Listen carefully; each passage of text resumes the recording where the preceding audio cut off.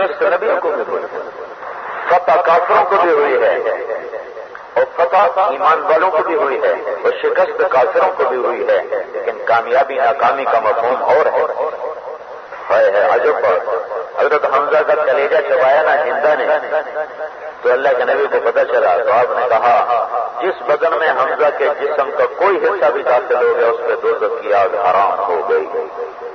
حالانکہ ہندا چبانے میں دشمنی پر عداوت پر تھی، پر حمزہ ایسی مقدس ہستی ہیں کہ اللہ کے نبی نے کہا جس کے پیٹ میں حمزہ کے جسم کا کوئی ٹکڑا بھی چلا گیا اس پہ جہنم حرام۔ ہندا فتح مکہ پہ کلمہ پڑھ چکی، ایمان لے، صحابیہ بن گئی، احد کی جنگ میں کافروں کو ابھار رہی تھی۔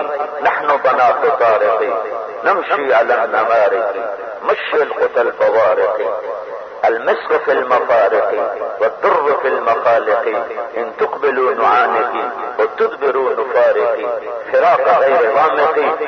بڑے خوبصورت اشعار ہیں ابھارنے کے لیے، اور قریش کو آگے بڑھا رہی تھی، شکست ہو گئی، پھر یہی ہندا تھی، اور یرموک کی فیصلہ کن جنگ تھی حق و باطل کے درمیان، اور وہی ہندا جھنڈا اٹھا کے مسلمانوں کو ابھار رہی تھی۔ نحن بنات طارق نمشي على النمارق نمشي القتل بوارق والمسك في المفارق والضر في المخالق ان تقبلوا نعانقي وتدبروا نفارقي فراق غیر وامقی۔ پھر یہی اشعار یرموک کی جنگ میں حضرت ہندا گا رہی تھی، اور جب مسلمان اکھڑے 2-3 دفعہ اکھڑے اور عورتوں کے خیموں پکائے تو ہندا نے منہ پہ مارا صحابہ کے، اللہ کے نام پر بھاگتے ہو، پشت پہ زخم کھاتے ہو، تمہاری دلیری اور غیرت کہاں چلی گئی؟ وہ ایک ٹکڑا ہندا کے جسم میں حمزہ کا چلا گیا تھا۔ فتح و شکست اور چیز، کاروبار کا چمک جانا اور چیز، کاروبار کا ٹیکس جانا اور چیز، بڑے بڑے عہدوں تک پہنچ جانا اور چیز، یہ ایک اور پردہ ہے، یہ دوسرا نظام ہے۔ اللہ کا راضی ہو جانا اور اللہ کو پا لینا اور چیز، اللہ کا کھو دینا اور چیز۔ حضرت عبداللہ بن زبیر کتنے عظیم انسان ہیں جن کو کھٹی بھی اللہ کے نبی نے دی، اور ان کی پیدائش پر سارے مدینے میں خوشی منائی گئی کہ لوگوں نے کہا، یہود نے کہا ہم نے مسلمانوں پہ جادو کر دیا، ان کا کوئی بچہ پیدا ہی نہیں ہوگا، تو پہلا بچہ عبداللہ بن زبیر پیدا ہوا، تو سارے مدینے نے خوشی منائی۔ پھر انہیں اللہ کے نبی نے جو خون نکلوائے تھے چونکوں کے ذریعے سے وہ آپ نے پی لیا تھا، عبداللہ بن زبیر نے پی لیا تھا۔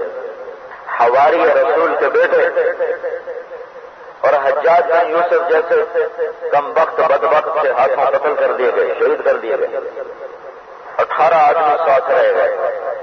حضرت اسماء ماں ہیں، ان سے ملنے کے لیے آئے، کہنے لگے اماں حجاج نے صلح کی پیشکش کی کہ جان بخشی ہو جائے، تو حضرت اسماء نے کہا اگر تو دنیا کے لیے لڑا ہے تو لعنت ہے تیری ساری محنت پر، اور اگر تو دین کے لیے لڑا ہے پھر صلح نہ کر، مجھے تیرا مرنا بھی اتنا ہی عزیز ہے جتنا تیرا جینا عزیز ہے، اگر تو حق پر ہے۔ تو حضرت عبداللہ بن زبیر نے کہا اماں دنیا کا تو میں نے کبھی خواب بھی نہیں دیکھا، خواب چھ جائے کہ طلب، میں نے تو کبھی خواب میں بھی دنیا کو طلب نہیں کیا، کافر جا فکر نہ کر۔ ان کو گلے لگایا تو انہوں نے زرہ پہنی تھی کرتے کے نیچے، تو کہنے کے لیے کیا ہے؟ کیا یہ زرہ ہے؟ نابینا ہو گئی تھی حضرت اسماء اس وقت، یہ کیا ہے؟ کیا زرہ ہے لوہے کا لباس؟ تو یہ کیوں پہنا ہے؟ کہ مجھے ڈر ہے میں مارا گیا تو میری لاش کے ٹکڑے ٹکڑے کرے۔ تو اس پر حضرت اسماء نے ایک جملہ بولا جو عربی میں ضرب المثل بن گیا کہ بیٹا الشاۃ المذبوحہ لا یلمها الدلع، جب بکری ذبح ہو جاتی ہے تو اس کے گوشت کے کٹنے کا اسے کوئی درد نہیں ہوتا، اگر تو اللہ کی طلب میں ہے تو زرہ کے سہارے چھوڑ دے، اتار دے، اپنے ہاتھوں سے اس کو مرنے کے لیے بھیجا۔ 18 آدمیوں کے ساتھ عبداللہ بن زبیر نے اثر تک 4000 آدمیوں کا مقابلہ کیا، اثر تک 4000 آدمیوں کا۔ سوڈانی اس لشکر میں زیادہ تھے جو عاجز ہو گئے، مگر یہ قابو میں نہیں آ رہا، تو پھر انہیں جبل ابی قبیس سے وہ منجنی وہ توپ پھیٹ کے توپ کا پتھر مارو اوپر سے جو گولے ہوئے تو وہ انہوں نے گولے برسانے شروع کیے پتھر کے. وہ بیت اللہ کو بھی لگے, جب بیت اللہ کی دیواریں بھی ٹوٹی, پردوں کو آگ بھی لگی, تو اس میں ایک پتھر آ کے ماتھے پر لگا تو ایسے خون ابلا اور سینہ جب تر ہوا تو انہیں فل بدی شعر پڑا, وَلَسْنَا عَلَى الْآقَابِ تَدْمَعُ قُلُوبُنَا وَلَكِنْ عَلَى الْأَقْدَامِ تَقْطُرُ الدِّمَاءُ. ہم وہ نہیں ہیں جو پیٹھ پہ زخم کھا کے ایڑیوں کو رنگین کریں, ہم وہ ہیں جو سینے کے خون سے پاؤں کو مہندی لگاتے ہیں. اگر سیدھے اتنا بڑا پتھر سیدھے گرے, اس وقت ان کی عمر 74 سال تھی, جب وہ دونوں ہاتھوں میں تلوار لے کر 18 آدمیوں کے ساتھ 4000 کو روک کر کھڑے رہے, تو یوں پیچھے گرے تو پھر کہا اسماء وین کو دل تو لا سکتی, اے میری ماں تو نے خود مجھے بھیجا تھا, اب میرے مرنے کی خبر آئے تو رونا نہیں. لم یبق الا حسبی و دینی, میں نے دین بچایا ہے اپنا اور اپنی شرافت کو بچایا ہے, باقی میرا سب کچھ کھو گیا. وصارم اللعنت به یمینی, سارے میرا ساتھ چھوڑ گئے, صرف میری تلوار نے آخر تک میرا ساتھ دیا. تو گرے ہوئے تو مارنا تو کون سا مشکل ہوتا ہے.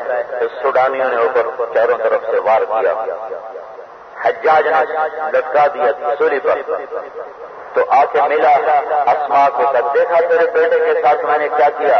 حضرت اسماء نے کہا اس میں کیا ہے, تیری اس کی آخرت بن گئی اور تیری آخرت برباد ہو گئی.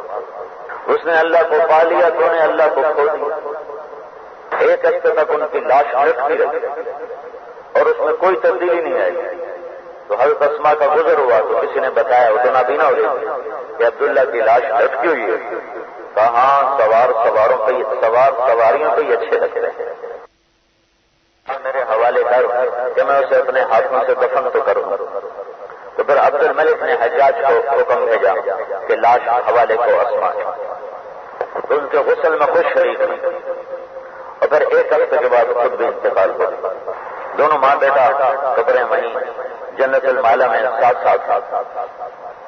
میرے بھائیوں, اللہ جس کا مطلوب بن جائے گا اللہ, وہ کبھی ناکام نہیں ہوگا.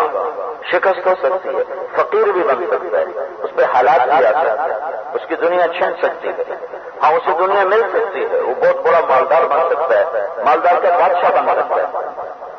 اگر اللہ اس کی منزل ہے تو یہ چیزیں راستے کی راہ گزر کی ہیں, کبھی صحرا اور کبھی گلزار و گلستان. اگر اللہ اس کی منزل نہیں ہے اور اس نے اللہ کو اپنا مطلوب نہیں بنایا ہے تو یہ کھو گیا, یہ پا کے بھی کھو گیا, جو ملا وہ بھی چلا جائے گا. وَحَبِطَ مَا صَنَعُوا فِيهَا وَبَاطِلٌ مَا كَانُوا يَعْمَلُونَ. یہ جو کچھ کرتے رہے دھوکہ تھا, فراڈ تھا, فریب تھا. موت کے بعد دھوکہ کھل گیا. قیامت کا ایک نام ہے تغابن, دھوکہ. ذالک یوم التغابن. تغابن کا مطلب ہے کہ اس دن بے شمار کر کر کہے گی ہائے ہمارے ساتھ دھوکہ ہو گیا, اے ہمارے ساتھ فراڈ ہو گیا, اے ہمیں اصل بات کا پتہ نہ چلا, ہم غیر منزل کو منزل بنا کے چلتے رہے, ہمارے ساتھ یہ ہو گیا, ہمارے ساتھ یہ ہو گیا. تو اس لیے اس کا ایک نام قرآن نے رکھا ہے یوم التغابن. اس کے نام سے سورت اتاری, سورت التغابن.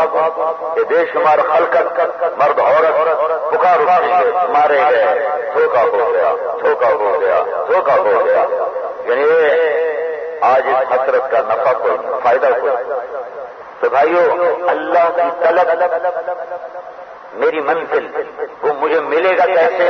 فلا وربک لا یؤمنون حتی یحکموک فیما شجر بینہم, کہ میں اللہ کے رسول کے تابع ہو جاؤں.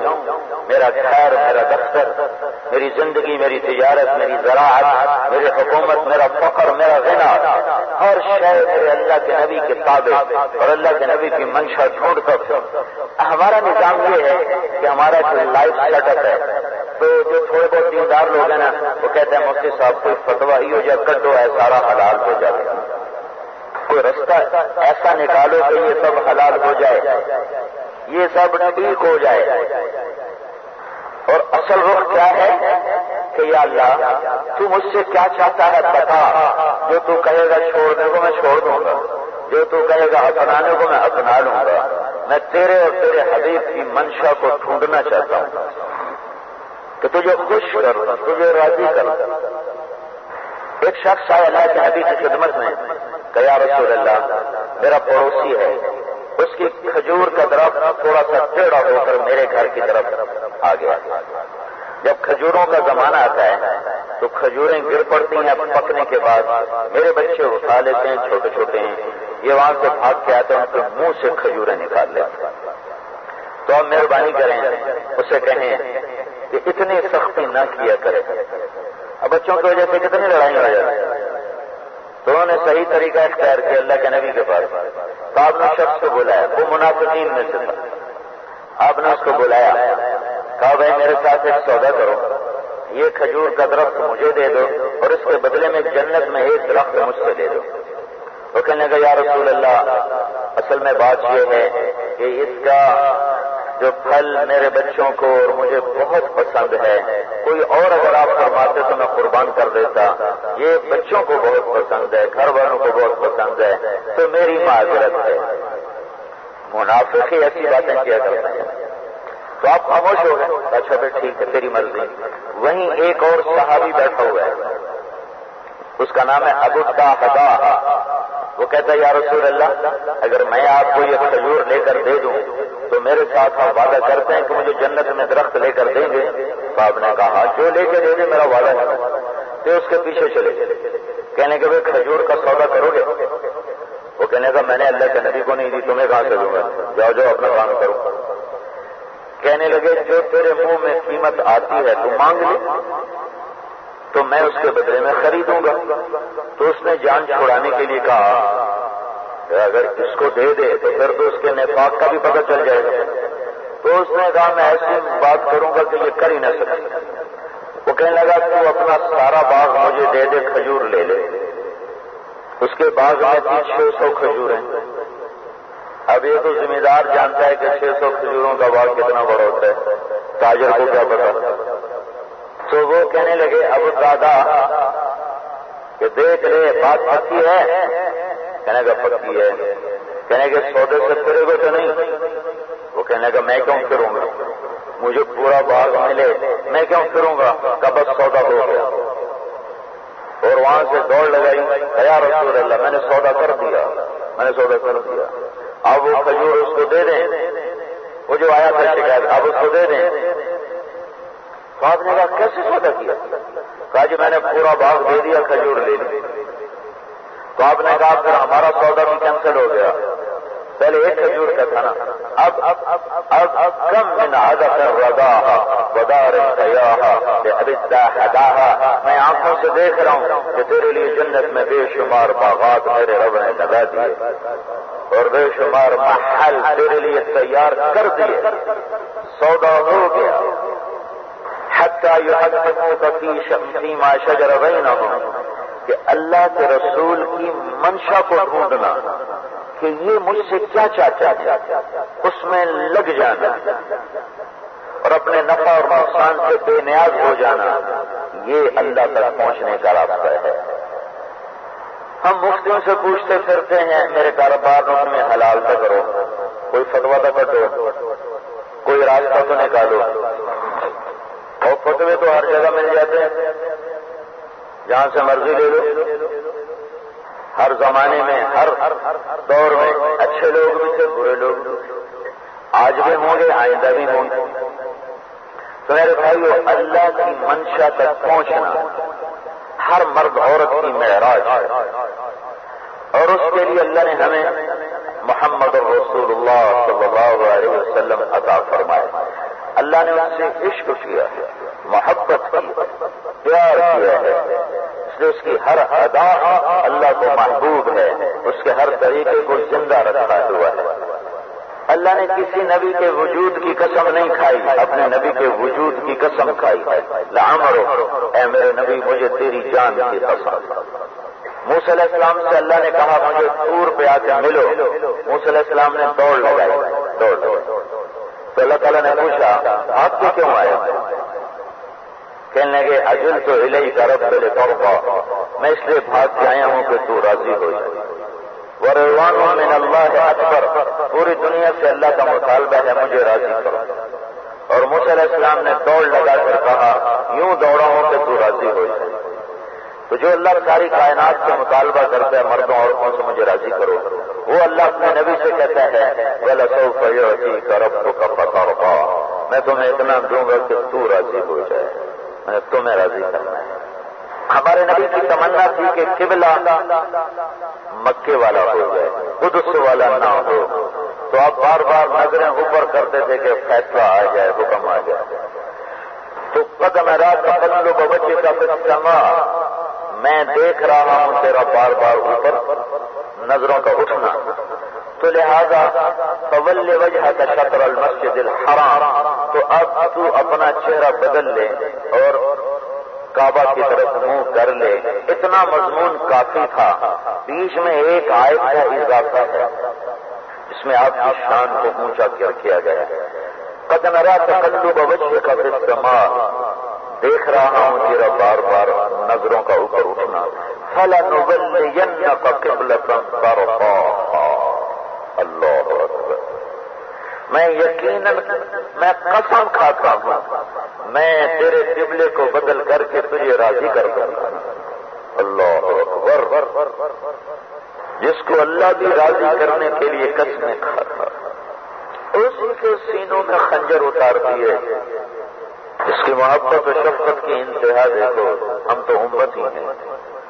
عہد کی جنگ خوفناک موڑ پر پہنچ چکی اور خالد بن ولید کا پلٹ کے حملہ فتح کو شکست میں بدل چکا، اور کتنے شہید اور کتنے مفرور اور کتنوں نے ہتھیار ڈال دیے۔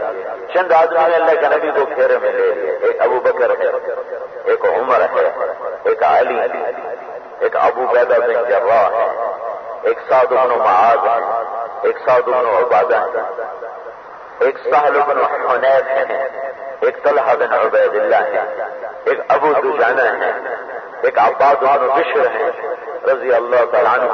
ان 11 آدمیوں نے اللہ کے نبی کو گھیرے میں لیا اور کفر اٹھتا ہے طوفانی موجوں کی طرح آپ پر وار کرنے کے لیے، اور یہ لوگ سینہ سفر ہیں۔ ایک ابو قتادہ ہے، تیروں کی بوچھار ہوئی، طلحہ رضی اللہ عنہ اپنا ہاتھ آگے کر کے تیر روکے، ان کا سیدھا ہاتھ ساری عمر کے لیے بیکار ہو گیا۔ ابو قتادہ رضی اللہ تعالیٰ عنہ، قتادہ بن نعمان رضی اللہ عنہ نے آگے بڑھ کے اپنے سینے کو پیش کر دیا، تو تیروں کا ایک پورا آیا جتھا اور وہ ایک تیر اس میں آنکھ میں چلا گیا۔ تو جب قتادہ رضی اللہ عنہ مڑ کے اللہ کے نبی کو دیکھا، ایسے آنکھ بہ چکی تھی، تو اللہ کے نبی پھوٹ پھوٹ کے رو دیے، تو ان کی آنکھ سے تیر کو کھینچا اور وہ جو قیمہ سا بن گیا تھا وہ جمع کر کے اپنی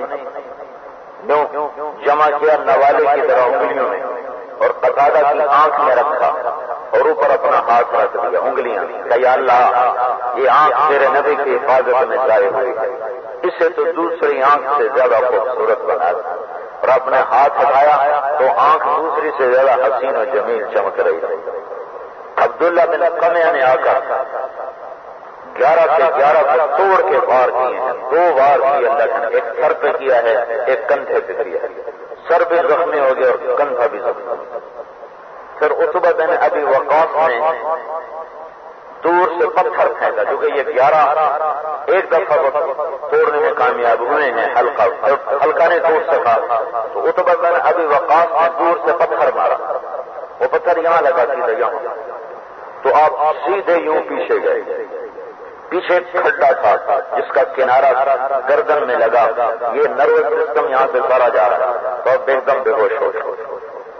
تو ان جان نگاروں میں کیا گزر رہے ہوگی کہ سارا چہرہ خون سے بھرا ہوا، یہ اللہ کا نظام بھی کیا عجب ہے کہ سب سے محبوب ہستی کے ساتھ یہ ہو رہا ہے، دیکھ رہا ہے، آسمان کے فرشتے بھی رو دیے اور پہاڑ بھی رو دیا، تو میرے رب کا نظام ایسا ہی ہے۔